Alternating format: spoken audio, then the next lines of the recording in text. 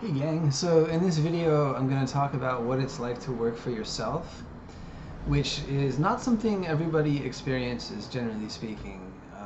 So it is a little bit unique.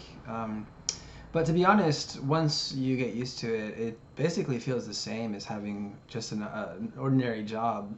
The only difference is there's no boss to report to, and in my case, there's no coworkers either. And then if something goes wrong, it's 100% your fault. So there's, I guess the main difference is there's a much higher level of responsibility and accountability. So I broke things down into kind of 11 main points because these I think of what have really helped me stay afloat and stay in business basically. Um, so the first one is objectivity. You need to be extremely objective about what you're doing.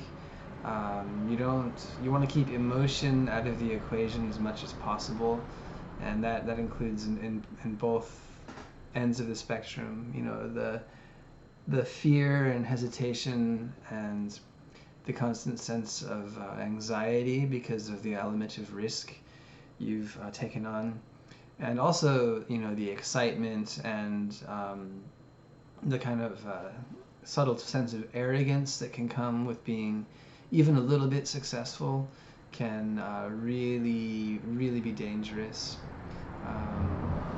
Okay, so that's probably the most important one, is just be objective.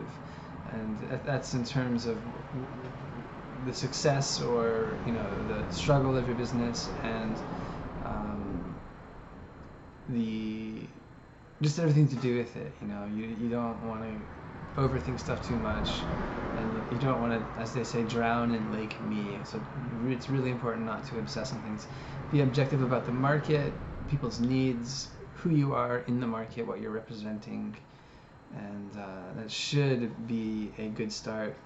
The second one is a clear sense of direction, and you could break this down into many different points, but essentially what I did in this business model is I would assume this is true in any business. A clear sense of direction. What probably the most important element is a sense of familiarity with what you're selling, and a sense of understanding it and having some experience with it. That's not applicable to all business models. For example, Amazon, they sell just about anything, and they don't really specialize in any one product. They're much more of a service-centered industry, but they do have a clear sense of direction, and that they want customers to have the best experience with them, and they'll go to pretty great lengths for that. So with an English school, you really want to know what ages you're going to be teaching. Have your textbooks selected so that it's not over the top. I know some schools have kind of gotten themselves into trouble because they'll have literally 15 different books, and so that makes it difficult if a student wants to jump around between lessons, or also for makeup lessons. It just complicates things a bit too much. I'm a big believer in the KISS principle: keep it simple. Sometimes keep it simple silly, keep it simple stupid. Simplicity is a beautiful thing, because it can actually allow you to be much more productive and essentially to make a lot more money in less time with less hassle than if you're spending all your energy in this massive presentation and curriculum with everything down to the very last minute of class. Those types of things generally don't work. So just know what you're doing, where you're going, what you want, what you're selling, and who you're selling it to. It's nothing special, but you'd be surprised how people can get kind of, they want to, I don't know, they just overthink things and kind of get weird about what they're selling, and it's kind of hard to understand. And it seems really common here in Japan. The other one is learning how to budget. Number 3, learn how to budget. I was fairly lucky in the beginning because I qualified for a business grant, and I had part-time work doing weddings, and I'd accumulated a pretty substantial, for me, amount of savings. So I wasn't really under a huge amount of financial pressure, but there was definitely a limit. I think I had about roughly $8,000 to my name when I opened, which at today's today's spending for my life at school and my family wouldn't even be 2 months of expenses, maybe 2 months. So you really want to be careful in the beginning. That's the most fragile time. It's the easiest time to go under. So I remember when I started here, I would turn everything off. I would literally, even in the router, I would turn the power off to that. And it was just always on my mind, money, money, money. You know, and I rode my bicycle for 5 years, 4.5 years, before I even got a car. You know, I was very, very conservative for the most part. So you really want to know how much things cost, and know absolutely how much it costs your business to run for 1 month. Don't be vague on that. Think, oh, I think I have enough. Because you can surprise yourself. It's generally a lot more expensive than you think. It doesn't have to be crazy, but you know, on top of rent, there's going to be utilities, power and water. In my case, I also have internet and phone and parking, and what else? At the time, I had my loan I was paying off, and rent, so it adds up pretty quickly. And that kind of leads to number 4, which is don't be afraid of facing the facts. That means stay on top of your numbers, and you know, if there's an issue with a client, or you had a trial lesson and you felt like, oh, if you can pursue things and apply that same sense of objectivity and clear sense of direction.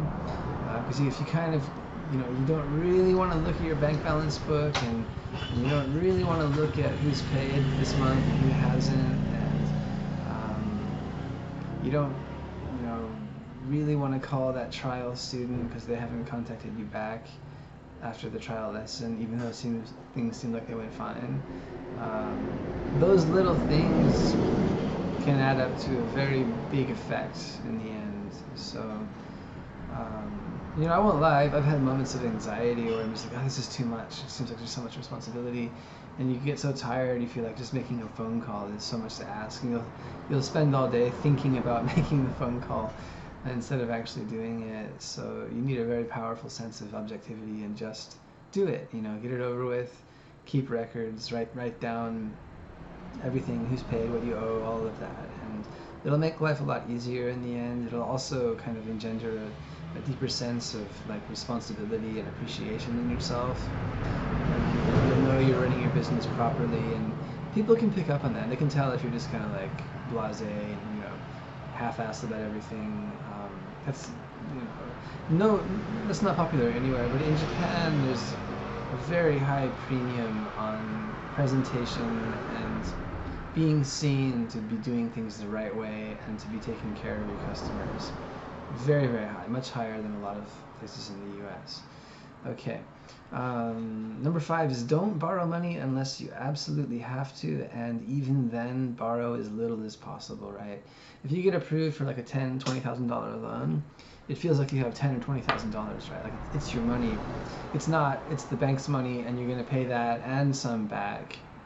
So that's why I think I only borrowed 16 grand to pay for the reform alone, just that. Okay, I didn't borrow, you know, oh, I'll just get another 5 grand so then I can get like a nicer bicycle and, you know, a really cool computer. I said, okay, that's all I need, I'm just going to pay for the reform. And even then, that took me 5 years to pay off, and there were some months where I was just like, I wish I didn't have to pay this back, you know, and if it were twice as much, or, you know, I may not be sitting here talking to you guys, or to the, you know, the computer first. So yeah, be really careful about borrowing money, and also be really careful about paying it back.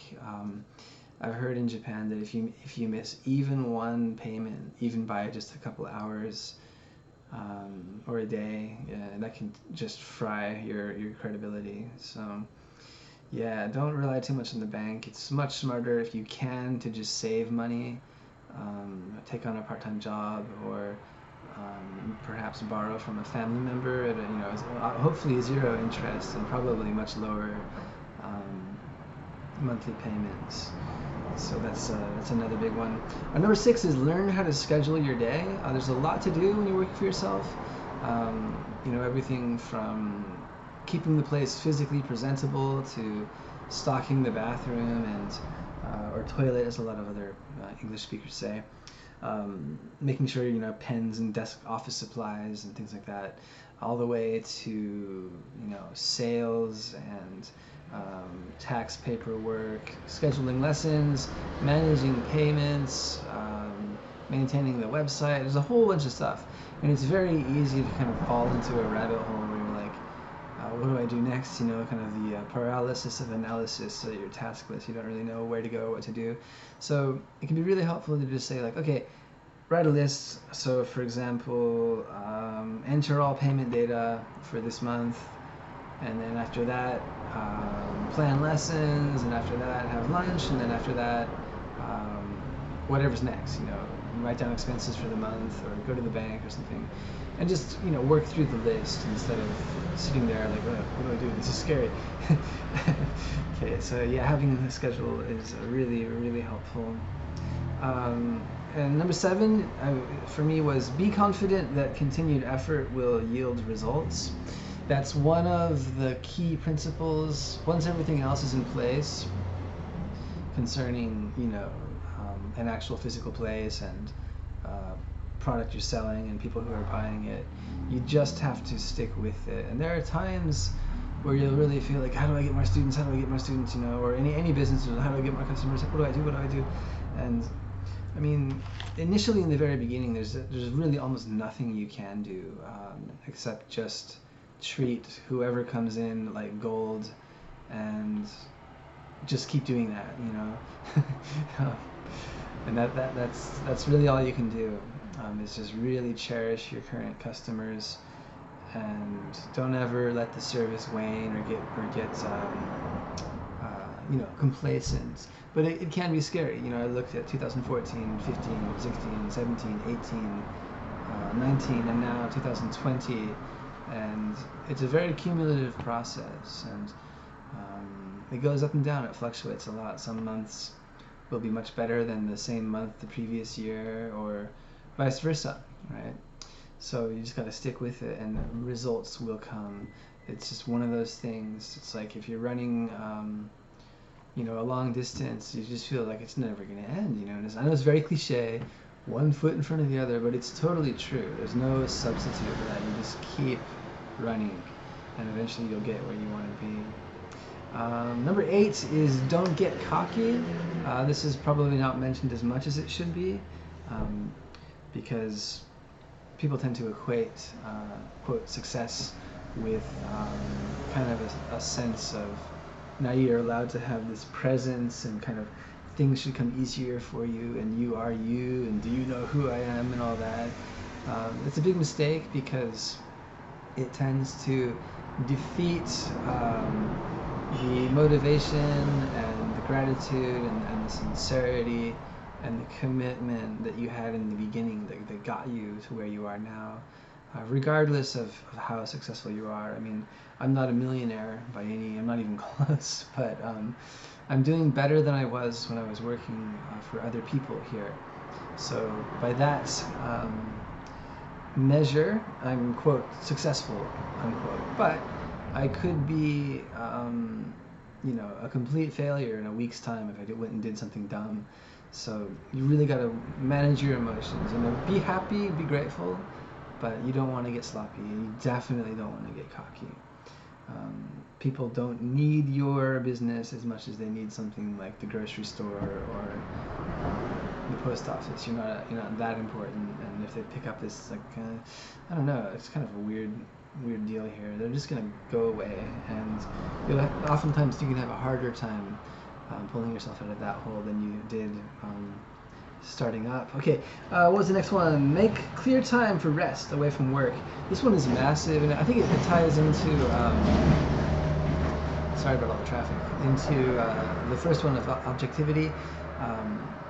So there's a point of diminishing returns in any type of endeavor, anything you're working on. If you're learning something difficult, you can really notice it.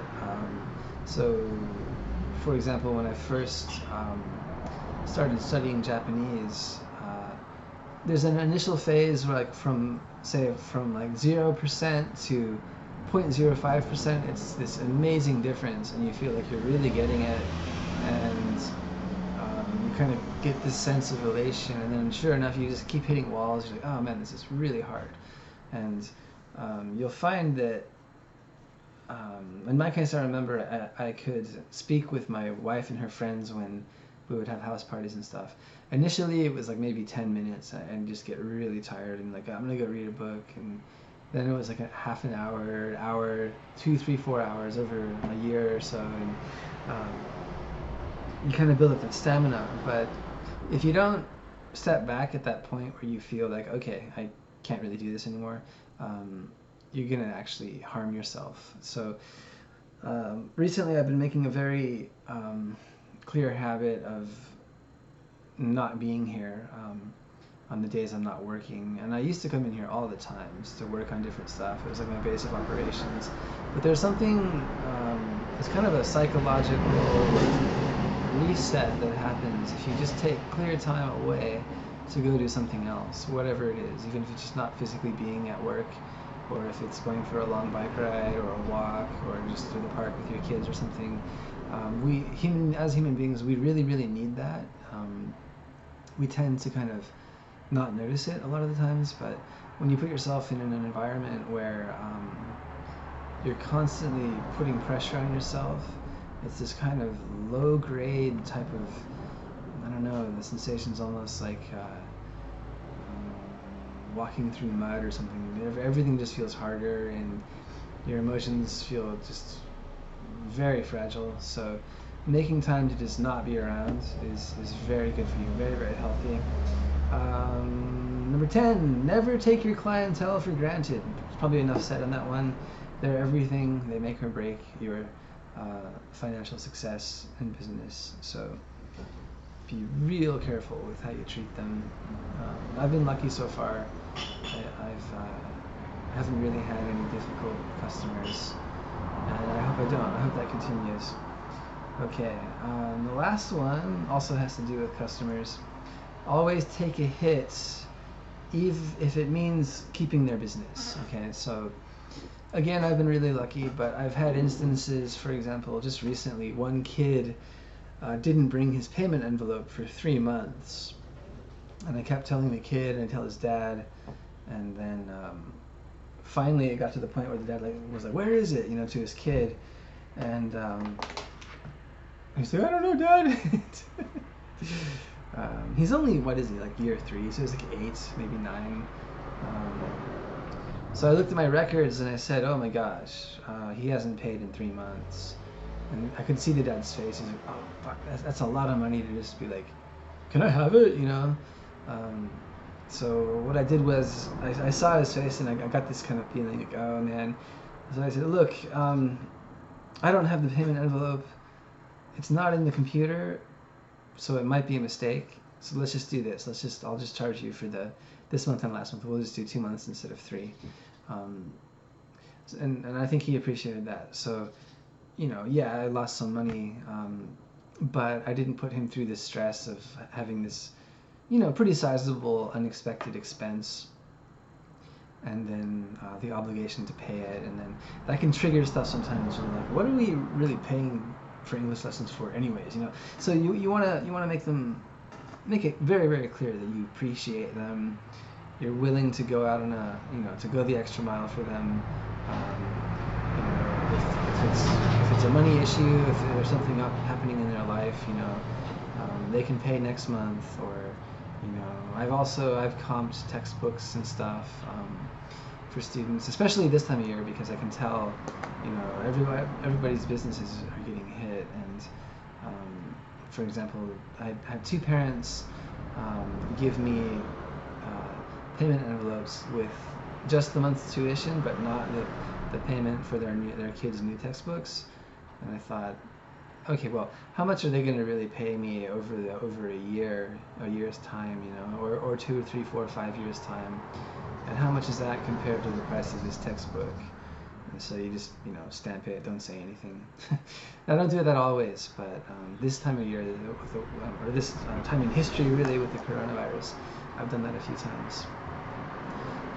And it's just, it's also, it's a good way to practice goodwill and to practice being kind. I think that's it's very important. Sometimes it ties back into not being cocky and really putting the community, whether it's the community of your clientele and the local community, first. I think it's a great way to do business. So anyways, there they are, the 11 points I've kind of noticed over time that have proved very, very helpful in terms of just keeping a fairly level head and not freaking out. 'Cause sometimes, when I started here, it was almost this like borderline desperation where I was just like, I really, really, really, really, really don't want to continue like this indefinitely. I could feel my body was kind of turning on me. I think, what was I, like early 30s? But you notice it. You feel like, yeah, things are getting a little harder. Like if I sit down all day at work and I get up, it feels kind of like weird to walk around. And, like my left side's really tight and I kind of always feel like a little stressed out. And I have this one really weird coworker. It's really manipulative, and I just thought, like, I really got to change this, And so I just took the ultimate plunge, and then you get so obsessed with building that up, and it's, such a constant like occupation, no pun intended, that you do sometimes forget the level of responsibility you're maintaining. And there can be times, even if things are going fine, where I'll be laying in bed and it's like, well, this is kind of crazy. Like I have all these people and I have all this money I have to pay every month and stuff to organize. Like it's a lot. So, and then also, but that can also go the other way. It can also make you feel like, yeah, it's no big deal. It's me. So walking that middle way, I think is the best way to do it. So, anyways. Video's already long enough, so I hope that was somehow helpful. I'll post the 11 points below in the description. Alright, so hasta la pasta.